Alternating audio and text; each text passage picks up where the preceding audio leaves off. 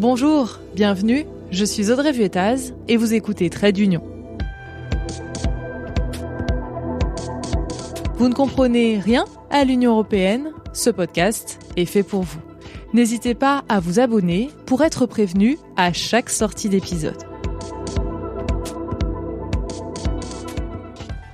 Imaginez-vous Volodymyr Zelensky, le président ukrainien, dans son kaki militaire qui lui est désormais caractéristique. Il va à la rencontre de Pedro Sánchez, le Premier ministre espagnol socialiste, qui arrive à Kiev. Lui est en costume, sans cravate. Les deux hommes se font une accolade chaleureuse. C'est par cette image que Pedro Sánchez voulait commencer la présidence espagnole du Conseil de l'Union européenne. Vous le savez peut-être, j'en ai parlé dans les précédents épisodes, c'est une présidence tournante. Tous les 6 mois, on change de pays membre. Jusqu'à présent, c'était la Suède à la tête du Conseil de l'Union européenne. Depuis le 1er juillet, c'est l'Espagne. Et Pedro Sánchez n'a pas attendu. Il s'est rendu à Kiev le premier jour de cette présidence pour marquer le soutien indéfectible de l'UE à l'Ukraine. Il veut aussi faire de l'adhésion de l'Ukraine à l'Union européenne l'une de ses priorités. La Commission européenne a récemment publié une évaluation intermédiaire sur l'état de la candidature de l'Ukraine, commence Pedro Sánchez. Le rapport est positif et montre des progrès significatifs. Je voudrais profiter de l'occasion pour féliciter l'Ukraine pour cette tendance positive et l'encourager à poursuivre sur la voie des réformes.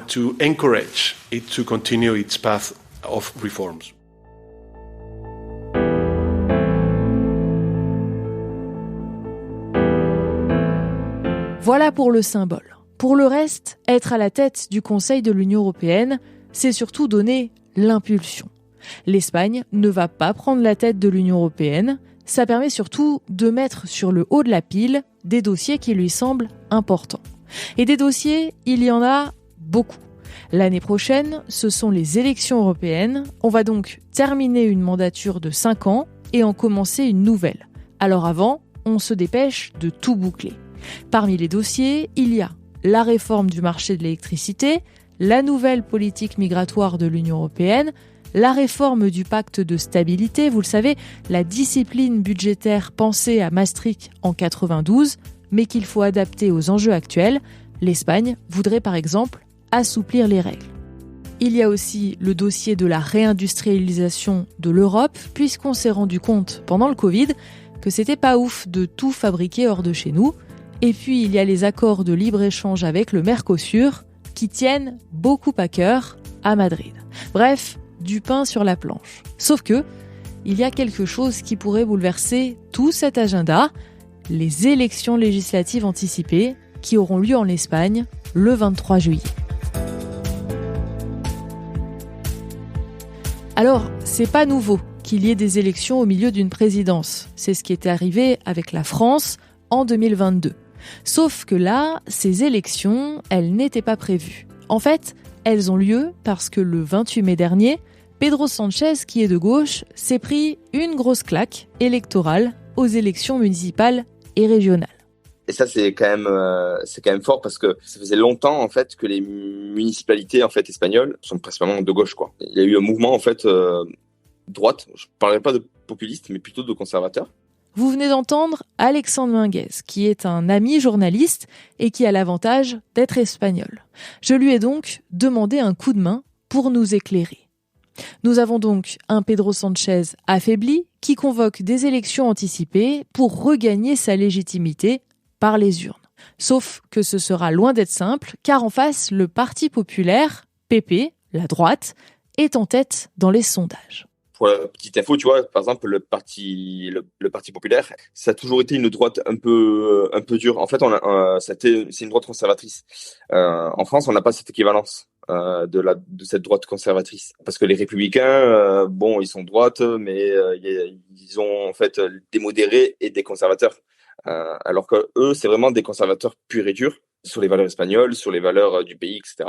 Et donc, ils sont en tête et ont de très fortes chances de remporter ces législatives. Le Premier ministre deviendrait donc de droite. Les Espagnols attendent beaucoup au changement. Il y a la crise qui était importante et les prix ils ont énormément augmenté en règle générale sur des produits de première nécessité. La crise économique ne va pas en faveur en fait des partis politiques qui sont au pouvoir actuellement. La seule chose qui pourrait sauver Pedro Sánchez, c'est que les mesures anti-inflation qu'il a mises en place commencent à faire effet. L'inflation a perdu 1,9 je crois, donc c'est assez important. Parce qu'ils ont mis en place, le gouvernement socialiste, des choses qui ont fait qu'ils ont bloqué... en fait, il n'y a plus de TVA pour l'essence. Ils ont bloqué la TVA pour la nourriture. Et ils ont fait plusieurs gels de prix différents pour plusieurs choses, pour créer de la consommation et créer du pouvoir d'achat. Là, pour le coup, tu as un fait. Ce qu'a mis en place Pedro Sánchez, ça va exister. Et donc, du coup, il y a le fait que les gens vont pouvoir mieux consommer. Quoi qu'il en soit, même si le gouvernement passe à droite, ce ne sera pas un cataclysme, car le PP est une droite pro-européenne. Ils sont pas anti-Europe, ils veulent pas sortir de l'Europe. Ils reconnaissent une chose, c'est qu'ils ont eu besoin de l'Europe pour sortir de la dictature. Quand ils sont rentrés en 86, l'Espagne en fait était une toute jeune démocratie parce que ils sont sortis de l'emprise de Franco en 78. Donc c'est assez récent. Ils ont eu des troubles qui ont suivi en 81 avec la tentative de coup d'État au Cortés. Donc les gens ont envie de s'ouvrir. D'ailleurs, les Espagnols, ils se disent plus européens que certains Français d'ailleurs. Mais les observateurs estiment que ça peut être une présidence la tête ailleurs. Déjà parce que c'est compliqué de se focaliser sur l'international quand on a des soucis intérieurs, mais aussi parce que si la victoire n'est pas franche d'un côté comme de l'autre, il va falloir faire des coalitions et les tractations peuvent prendre des semaines.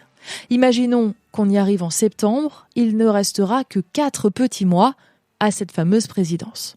D'ailleurs, pour l'anecdote, Pedro Sánchez a dû accepter de reporter au mois de septembre justement le discours inaugural de cette présidence tournante qui a lieu à chaque fois devant le Parlement et qui était prévu à l'origine le 13 juillet.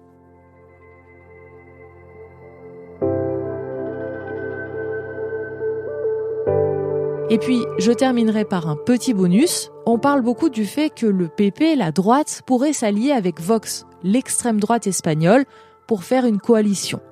Évidemment, les autres pays membres s'y intéressent de très près, car ça permettrait à un nouveau parti d'extrême droite d'accéder au pouvoir dans l'Union européenne. Mais pour l'instant, ça n'est pas donné, car Vox perd beaucoup de points dans les sondages.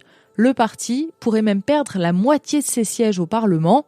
C'est donc une affaire à suivre de très près. Voilà, cet épisode touche à sa fin. Merci à Alexandre pour son éclairage. Trait d'Union, c'est un épisode par semaine et en attendant, vous pouvez retrouver le podcast sur Instagram ou sur Twitter. À très vite!